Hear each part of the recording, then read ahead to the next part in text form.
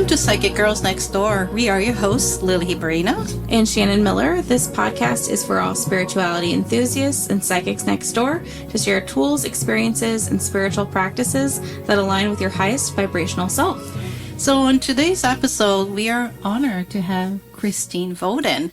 And we met Christine through the School for Meditation Healing that we've attended. We've mentioned so many times here on this podcast. And so we had the honor to cross paths with Christine and learn more about her. So we wanted also for you guys to meet her and get to know her story. So Christine is the owner and founder of Collective Knowing, and she will explain more about it. But hi, Christine. Hi, so nice to be here. Thank you guys for having me. Yeah, thanks for being here. We're super excited. Yeah. So Christine, could you please tell us, just a little about your background, like where you grew up, your educational background, religion and spirituality, if you feel comfortable sharing astrological sign, if you know it, like your human design, or Enneagram type or whatever you feel like sharing with us today. Yeah. So I grew up in New Jersey. Which is a really interesting place to grow up because I was really shy. And now, like looking back, I was always very sensitive to energies. And when I realized, like growing up, New Jersey is a very direct place, right? Like people, if you can't say exactly what you want and what you need, people kind of just push you aside. And as like a really shy kid, I really noticed that. And it's not until now, like I look back and I'm like, oh, I was shy, but I was also very energetically sensitive to things. So I just say that because the New Jersey thing is significant. And I think, that happened for a reason. But yeah, and I've been out on the West Coast for like, I don't know, I think probably like 20 years now. And I'm the founder of Collective Knowing. So I'm trying to remember all the questions you just mentioned. Yeah, Collective Knowing. So I founded Collective Knowing about 2 years ago. It's been interesting because you asked about my spiritual journey, and I was always really interested in spirituality. From the time I was a kid, I was fascinated. I remember like even seeing people like Tony Robbins on TV, and that was like way back when he did like PBS specials, or I don't know what it was, but I was like, who is that person? And like, what is he doing? Like, and I'm not like the biggest Tony Robbins fan, but I thought it was really fascinating what he was talking about because he was talking about manifesting and all this kind of stuff. So I was always super into it from the time I was really young. And I really like tried to learn everything I could. I would read books about, past life regression and spirituality. I remember reading like the Silva mind control method when I was in high school. I have read that. Which, like my dad had a copy and I was so into it. And I remember trying to like meditate when I was in high school. And now it's like kind of come back and become really popular. But yeah, I was really interested in all these different things. And so over, the last 20 or so years, I've, I don't know, I feel like I've done readings or classes or explored so many different modalities. And the reason I started Collective Knowing was because I noticed I'm not the only one who does that, right? I see so many people are on their spiritual journey and they'll try one thing and then they'll try something else. It's like the right thing for you at the right time. And I wanted to create a safe space and community for people that they could explore that.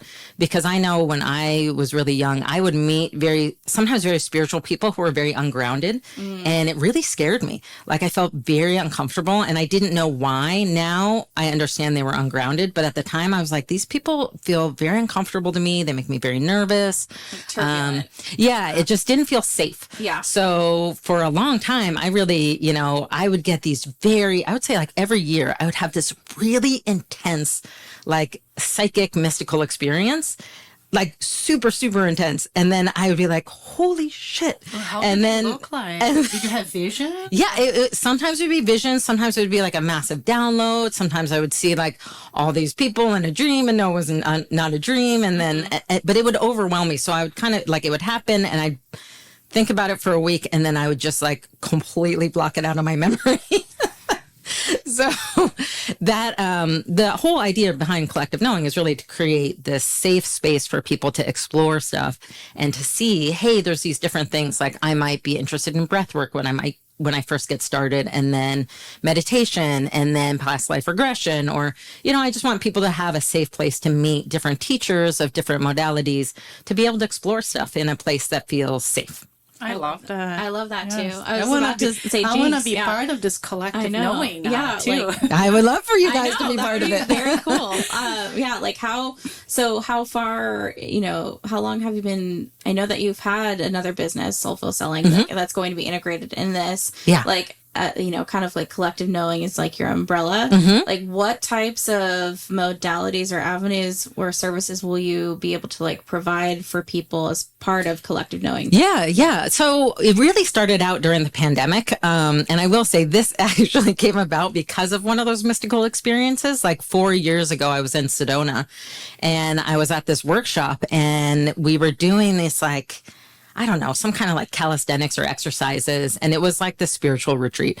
And and they were like, okay, you're going to do this dancing. And we're dancing to like, it sounded like prom music. It was super cheesy. Yeah. And I'm like going along with it. And I'm like, okay, whatever. And then the woman says, okay, just stop. And like whatever information or word or whatever you get, like, just remember that. And I got this like full on download of like, this is your purpose. Like, this is what you should be doing. All of these spiritual people you've met, you should be doing an event. And I'm thinking like, I have so much business experience, which I can tell you about in a minute. But like the one thing I don't have experience in is events. So I was just like laughing, like, are you serious? Yeah.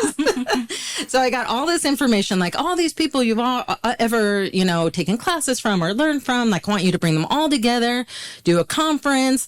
It's going to be great. And I'm like, holy shit, this is like a lot of information. I love that. So that happened like, I don't know, now it's been like 7 years and I was so overwhelmed by it. So I'm like, what is this? So I kind of put it on hold. I'm like, okay, when it's ready, it will come about. And during the pandemic, it really did. And I started out, the idea was to build like all of these online courses with different people and bring them and let people, take them online. But since the pandemic happened, it really shifted because I realized now no one really, like everyone has had enough time on Zoom and on their computer and being solitary. Yeah. So now Collective Knowing's really pivoted and the idea is to do online events. So we're having a big event in March in person in Tucson, Arizona. And then I want to do a lot of mini events so people can do like a 1-day workshop on, say, breathwork, because you were asking what are the different things, or human design, or, astrology, or meditate. Like I'm doing a meditation class for moms specifically, or any parents. Yeah. I call it mama meditation because it's better marketing, but it's for all parents. No, that's cute. I love that. Yeah. So it, like any different modality we're open to, I always just say that the teacher has to be very grounded. And that's something I kind of vet out and I talk to them about. If they're a great fit and they're not grounded, then I do some work with them. But it's really anything. And I really try to do a little bit of mind, body, spirit. So I love things that are more physical, like breath work or movement. I, of course, love meditation because I, went to the same meditation school that we all went to. And I just try to do a little, sometimes it's people who teach some personal development work about how to, like own your space in a room, or more like, inspirational speaking and different things like that. Yeah. Oh my God, that's so cool. I feel like... and this is for all levels. Yes. Yeah. Oh, You don't yeah. have any experience to actually. Oh, no, absolutely not. We'll have to chat after the recording because I feel like I have a bunch of people in that area. Oh, fantastic. We met when we were in Sedona. We went a year ago in November. And we went to the Center for the New Age, and we had our aura photos taken. And Jamie, the owner, she's the daughter of the owner, but she also owns it too. She lives in Scottsdale, and she does a lot of events for like this type of thing. Oh, that's awesome. So, we'll talk. Yeah. But yeah, so like you went into, did you grow up like religious or, spiritual? I know that you had these spiritual experiences, but did you grow up with any type of religious influences? Or how was your like? I grew up Lutheran. Well, it's funny. I guess I didn't grow up Lutheran. My mom became Lutheran. It's a long story. Basically, my grandmother was Catholic. She got divorced, so she got kicked out of the Catholic Church. So there's always this like animosity towards Catholics in my family. And my mom, my dad was Lutheran, so my mom was like, "Okay, we're going to be Lutheran." But we didn't really get into it until we were a little bit older. But yeah, I went through the whole. confirmation and all that stuff. And I always thought, and it's so interesting because I'm noticing now, like, I always love the history of it. And I love learning about like the history of the Bible, but I always was like, there's something a little off here. Mm-hmm. And I didn't know what it was. And like, no disrespect to Lutherans, but I don't know, just reading the Bible, I was like, I don't know. Like, I was like, there's something here, but it's like, I was like, there's a lot that's not explained. Yeah. So I never, like, I never really thought it was a conflict. I mean, the nice thing about the Lutheran religion is they say you're saved by faith alone. That's their thing. So it's Hallelujah. like, so I'm like, okay, so I don't have to go to church. I don't have to do anything. This is all good. Yeah. But I also had tons of friends who were different religions. So I always thought like, oh, this is interesting, but there's so much more to it. Yeah. How did your family, like, were they supportive of the spiritual journey? Because you've mentioned that. I didn't. Yeah. You would have like all this downloads and everything. Yeah. I mean, did you ever like tell them? Oh, absolutely No? not. I did not share anything with my family at all. I didn't feel like they would be open to it or understand. So it was something, and that's an interesting point. I had no one to share it with. And it felt very, very confusing to me. And that's another reason why I wanted to start this community, because I've met so many other people like that who say, yeah, I've had these experiences. I had no one to talk to. Mm-hmm. I did have one aunt that I would sometimes, like occasionally I would see her and I could tell she was more spiritual. Mm-hmm. But it's like, I only saw her a handful of times. So I didn't know who to talk to. I had no idea, this was way pre-internet. Yeah. So it was, I was just go and read books in the library. You just, and they were pretty limited, honestly. Yeah. You just like knew that you just had to find these resources to almost like not to validate your experience with it, but just to add more information to the like channeling that essentially you were getting. Yeah. Yeah, that makes sense. Yeah. And then when I got a little bit older, I like would meet people and I'd get psychic readings from different people. And I would think like, and it was so funny. I would always say like, I would leave and I'd be really unsatisfied because I would never get new information. Everything they told me was like it was nice validation, but I was like, I knew all of that already. Right. So eventually I was like, why am I going? Every time they tell me things, I already know. Right. It's just already to validate yourself for what you already knew. Yeah. I mean, you mentioned that, that you have a business background. So I'm just like curious to find out more about it. Did you go to school for it? Yeah. What was your work experience? Well, I feel like I always say I was raised to be an entrepreneur because my dad was super entrepreneurial. And every conversation we had as kids, he would say like, this would be a good business and this is why. Or like he would analyze businesses he saw on TV or that we would walk by. But I did work in sales for about 18 years in high tech in the Bay Area, New York. So I worked for a bunch of big tech companies and went through a bunch of acquisitions. So that's my professional experience. But then I've also owned like 4 different businesses. So the last like 12 years or actually even before that, I had a food business, I had a consulting business. Like you said, I had Soulful Selling, which is sales consulting. I have Collective Knowing. Yeah.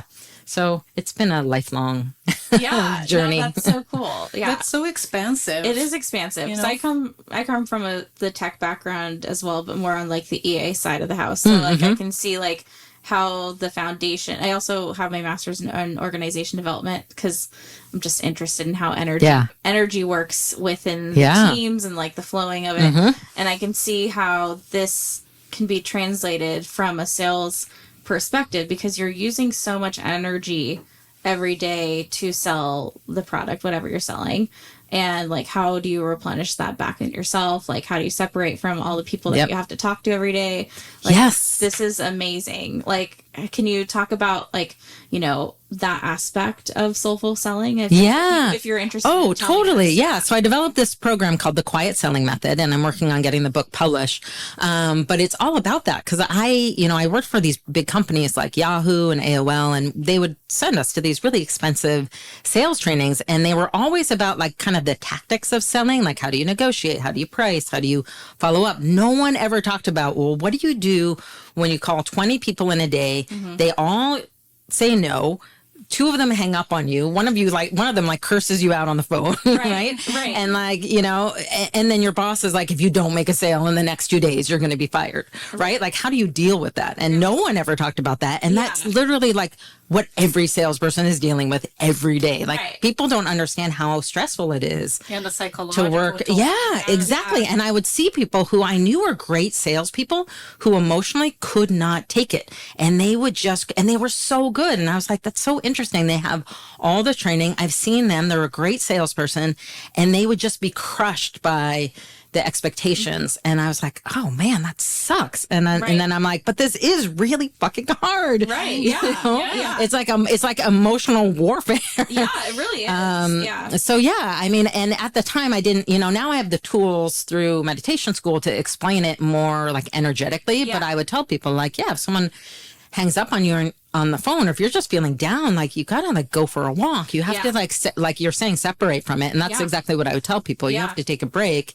And then I would always tell people you have to make a list of all of the accomplishments, because in sales, like the great thing, because this was way back when we all worked in the office, they would have a sales board, like a big whiteboard on the wall, and you would put all your sales for the month on there. So at least you could go up and look at your progress, and you'd be like, yes, I had a shitty day, but look at, I've already sold like $500,000 this month. I'm 80% of my quota. It's still going to be okay. And so I tell people at home, like, make a list. Like I have right now, thank you card posted on my wall. I tell people like create a wall of like all of all of the things that you've done and accomplishments, so you can look back. Because when you feel crappy, you need something to motivate you and show you actually made progress. Yeah, like a validator session. Yeah. But that is most of what I talk about in quiet selling. I do talk about kind of the sales tactics, but I always say selling is 80% confidence or mindset and 20% of the sales tactics, because it's so much about your emotional well-being, and kind of being able to deal with different personalities, and then just keeping yourself motivated. Yeah, it's not just the black and white sales technique, but on that same topic, so just talking as someone that also owns a small business and is a spiritual realm of things, one of my biggest things is not, I don't know, might be my limiting beliefs around like the sales part of it, promoting yourself, because I don't want to sound like a car sales type of person that's trying to push you and be like one of those people that's just like really annoying trying to sell the car, but come up in a way that feels like you're still promoting yourself, but like in a more like holistic way. So that for me, it's one of like my, I say things that I kind of want to like, I don't want to say like it's a hurdle, but it's something that to me, it kind of sticks out. Yeah. So that is exactly why I started the quiet selling method, because there is this perception, and it's like, I don't know who came up with this used car salesman analogy, but every single person believes this, right? It's like something that is, I don't know, like in the energy of our society. And I've actually done a lot of research of like, where did this come from? It's so ingrained in our society. It really is. That selling and promoting yourself is somehow bad and means you're greedy or pushy or aggressive. That is all a complete lie. Like we've all bought into that.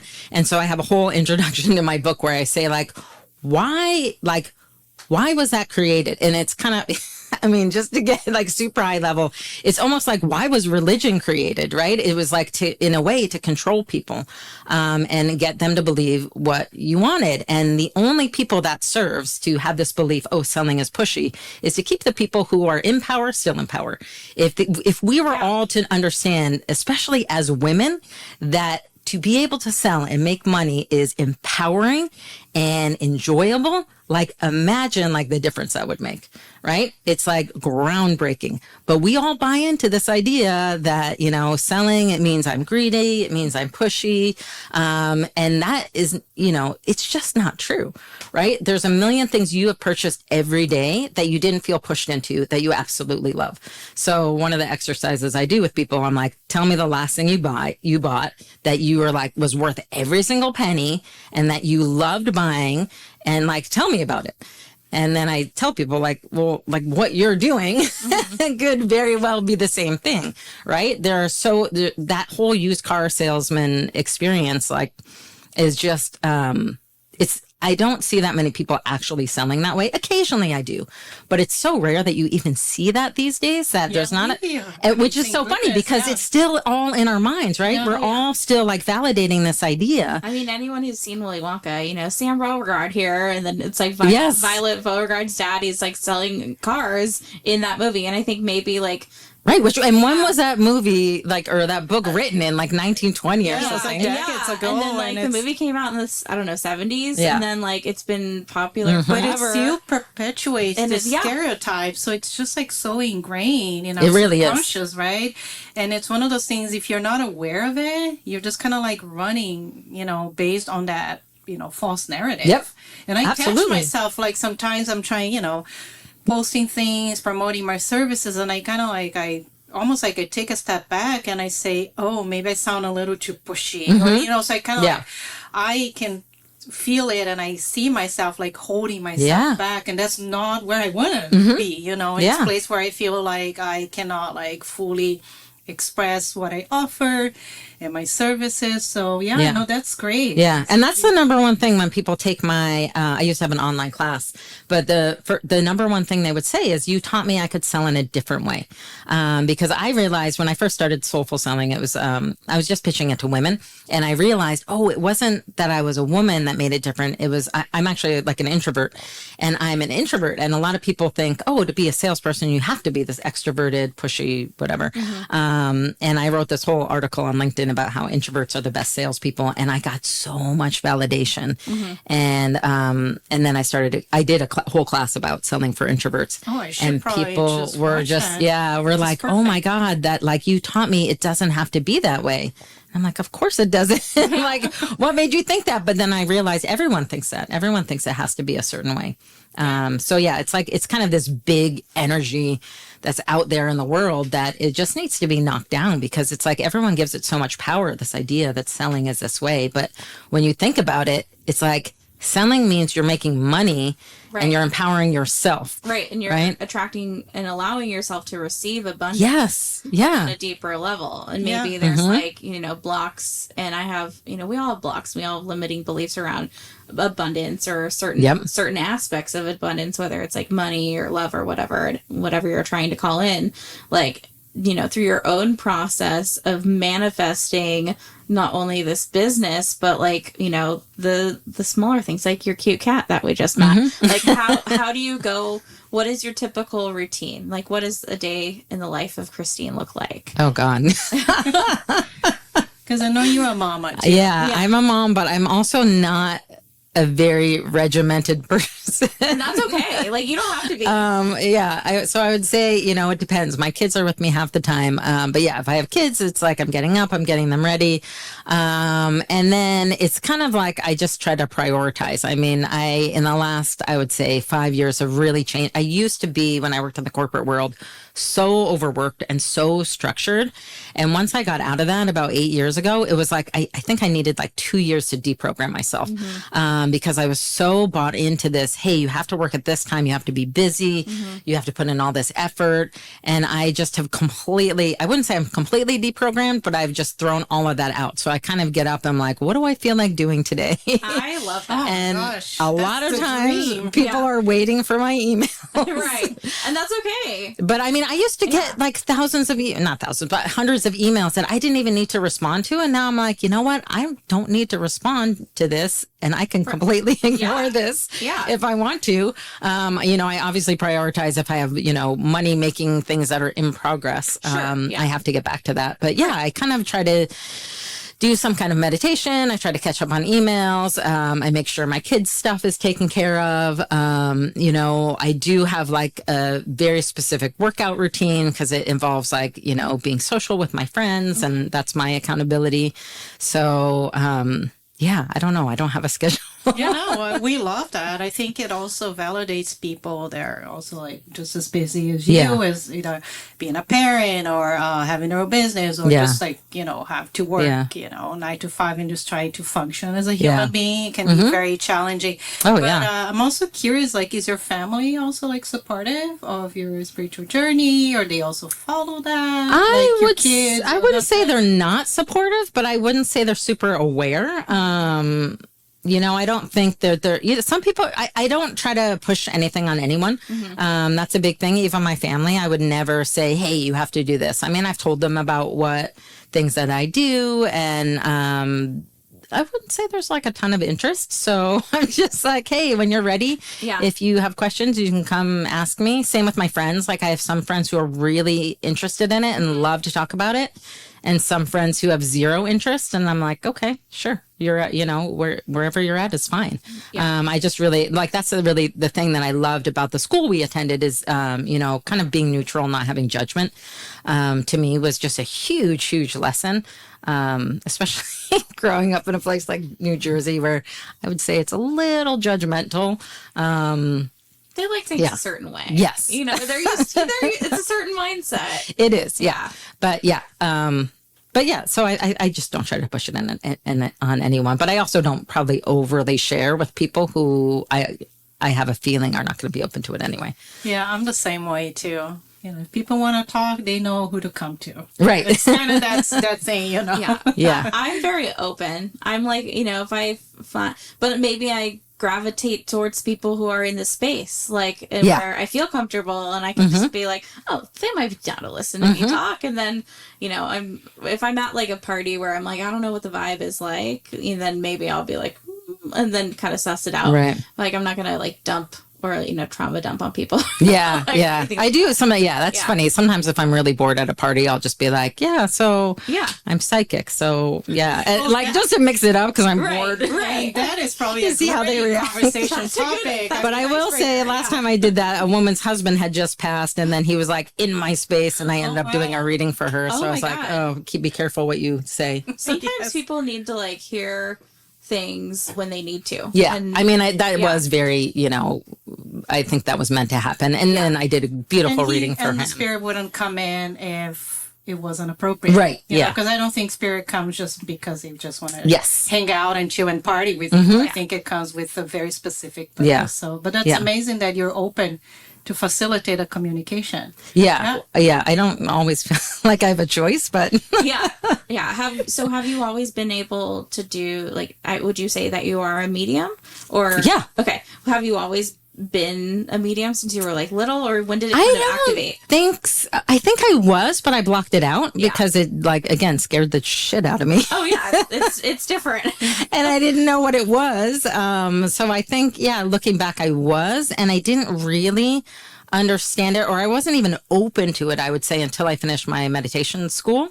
And then, no, that's not true. It was like kind of halfway through, and I was like, oh, sometimes when I do these readings, like it's a different resonance, so I could feel the difference. Yeah. And then I would have different, actually, now I'm thinking it was before that, because I lived in a house that had a really strong being in it that was like kind of bothering everyone in our house. And then I learned weirdly that my aunt is a medium, and it was like the one aunt my mom has 7 brothers and sisters, and so she was the one aunt I didn't really know that well. And then my mom said, oh, by the way, you should talk to your Aunt Janet, because she does this kind of stuff. And then I learned so much from her. Was she the aunt that you mentioned earlier, who you would talk to? No, that was a different aunt. But yeah, but it was funny. So usually runs in the family. It does. I mean, that's why you guys pick to be in the same soul family. Yeah. So it's really interesting. That's so cool. Yeah. So then I didn't know, and then it freaked me out. But then now I have tools where I'm like, okay, now I know how to manage it. Yeah. So would you mind talking about some of the tools that you use when you are getting information from an energetic space, or the astral plane, wherever you typically pick up information, or people who approach you, people who have died? I mean, the biggest thing is I try to make sure I'm grounded first, because for me, they make me feel a little bit dizzy. And they're kind of, especially I remember at the party, he was right up in my space. I'm like, whoa, back the fuck off. Because I was like, I can't even, you're in my space, I'm getting really dizzy. So I try to ground, I try to protect my aura, and then I kind of try to have a little conversation, okay, I see you, I hear you. I'm going to get back to you later. We're going to plan this, and then you can come. But then I've had other times when I've had non-human beings like kind of come in. For some reason, I have an affinity for doing readings for land and homes. And so I'll get these really interesting, sometimes energies that come in that want to communicate or want me to tell the person something about the land or something about the history of the land or what's on the land or something like that. Yeah, which is kind of random. And that one I'm still trying to figure out. But basically, yes, I try to really ground. I try to protect my aura.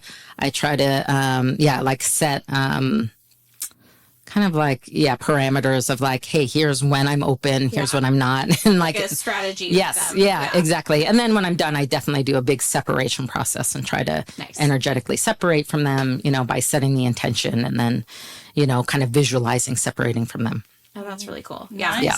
So from your past experiences, did you have the same experiences with you mentioned you work in corporate organizations and so on. Did you experience also those the psychic abilities? Would they also I did. I remember one. How did you integrate all that? Because you're in a very analytical world. Yeah. Right? And then you kind of start having all this intuitive nudges. Yeah, I mean, I really looked at it as intuition, but I do remember one specific job where I had a boss who was interviewing me, and I was like, man, I feel like I know her. And I was in this kind of past life regression group that I loved, and that was actually even before I did meditation school. So I was doing all these past life regressions, and I realized I was really good at it, and it just came really easily to me. But I remember meeting her and seeing her and looking at her, and I was like, I know you already. You're so familiar. And then I would have these little visions of her, and it was really interesting because I had such an affinity for her when I first got hired. After working with her, she was really not a pleasant person. And then I saw like all these past lives with her and what kind of like happened. But at the same time, I felt like there was a reason why I went through that job. Like and there was, yeah. And it was like, I really appreciate the job and the experience with her because I learned things about myself that I needed to learn. I wouldn't say they were the most pleasant. Right. But it was interesting. But I do remember having that feeling. And I remember taking that job because I was like, there's something about this person that's so familiar. And I feel like I'm meant to take this job because I had a choice of 2 jobs at that time. And I was like, no, this person, I know her. Yeah. Like it feels so familiar. Yeah. And I don't remember saying that to anyone, but I do remember that. And then I remember vice versa. A couple of years after that, there was a job that I was like, this doesn't feel right. I was like, and it was like I had agreed to it. And the start date was like, for some reason, like 3 weeks later. And I remember I kept telling my husband at the time, I was like, something's off. And he was like, no, I let him kind of talk me into it. Yeah. He was like, no, you're just, worried about it. And I was like, no, I really think something's off. And I ended up taking it. And it ended up being a total flop. Like I had to quit after like 3 months because it was a disaster. Yeah. But it was so many I just kind of chalked it up to intuition and thought like, yeah. But I didn't do more than that. I just thought like, okay, maybe I'll let it like kind of guide me a little bit, but I was still pretty resistant. Yeah. I feel like I do the same because I'm interviewing now or looking for a new job and I'm like, oh, like if it feels like bad, like, or my gut's telling me like, oh, girl, this ain't for you, or like it'll be very clear, like this sounds crazy. And then like I was in a situation in like last year, I moved into HR and then I got laid off in October. And then I'm like, okay, I'll just go back to being an EA. It's easy. And then I like had a choice of 2 different EA jobs and like both of them didn't really fully feel correct, but I just like was in a position of like, I just need a job. Yeah. And then you take the job and you really learn like why you should trust your intuition. Yes, exactly. Like, this place is crazy. Yeah. Yeah. You learn the hard way sometimes. Yeah. But it's growing still through it. Yeah. But you still learn a lesson. Yeah. From all of this. Yeah.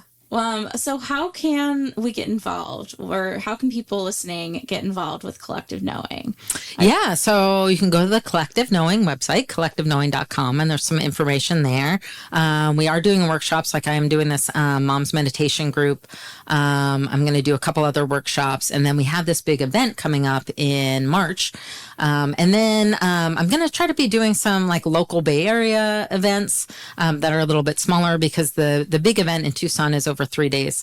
You can just kind of follow us on social media at Collective Knowing on Instagram or Facebook or kind of any any place. Nice. every That's place. Awesome. And are tickets on sale yet for that event? We just rescheduled it. So it was originally supposed to be in October. So they are not. They should be on sale maybe by the time this goes live, but in the next week or so. Oh my God, that's exciting. We're just rescheduling it and getting the accommodations. The cool thing is that, and what I want with all of these events is I want people really connected to nature. So at this specific area, it's in Tucson at a place where they don't have hotel rooms. So we're doing really beautiful glamping tents. And that's what we're waiting on because I want people to be super connected with nature. And that's why I think I might do all of the events in the future like this, where people are like sleeping outside and like connected to the earth. And there's like not good cell reception. And you're just like, you have to be there in nature and disconnect, because I know when I worked in the corporate world, I just could not disconnect. It was like almost impossible. Yeah. And I just look back and I think that's what people really need, is just like for a weekend to completely disconnect from technology, from all of the craziness, from all of that, just to like get away from that is such a gift. Like my son goes to the sleepaway camp out in Lake Tahoe, and they have no cell phone, nothing for 2 weeks. That's so nice. And it's like all of the kids say like the best thing about it is that they're just present. Yeah. You're and they're out in nature, out in the water, in the trees, hiking, doing fun stuff. I'm like, adults need that. I mean, I wish we could do it for 2 weeks. Oh yeah. Or even for like a summer vacation, right? Like kids go like to summer camps. I would like that for adults, where we go away from like 2-3 months, like out there in nature. Oh, that's a great idea. Just like being ourselves. I'm like, why only kids get that? I think that's a good. How come the grown-ups? Because you know, I was always very kind of. I would. You know, because I used to work as like a babysitter and a nanny, and the kids would go off to like this like camps that sounded amazing. And they do all this fun stuff, and I'm like, I wish there was something for grown-ups. How come we can't have these things anymore? Yeah. And I get it. You know, we do have responsibilities and all that stuff, but it would be kind of nice to have, you know, so just throw an idea. Yeah. That's a good idea for future collective knowing. That, and that actually was always my idea. Like, I'd love to do retreats, because I want to kind of design the business that I would love to have, and I love to travel. So maybe we'll have to do a week-long there's more retreat. To come. More to come. We're very excited. We can have adult summer camp. Oh, that would be amazing. I would join that. I would join that in a heartbeat. Yeah. But we'll leave all this information in the show notes, how to contact Christine, her website, all her events, and please follow her. Give her a follow. Or Thank you. Just send her a message. Yeah, send me a message. If you have a question, but also, and again, Christine, thank you so much for joining us today and just sharing your time, your energy, helping us co-create in the space. Absolutely. To create an even more community. Yeah. And we love that. We're also on social media too. So follow the Psychic Girls Next Door, Instagram, TikTok, YouTube, everywhere. Give us a review, subscribe, send us a message. And if you like this episode, please share with your friends, forward to them, say, look, I have a great episode. Yeah. Listen to it and just listen to all Christine's, golden nuggets and all this wisdom and experience. And we will see you on our next episode. Thank you so much from the Psychic Girls Next Door. Thank you, guys.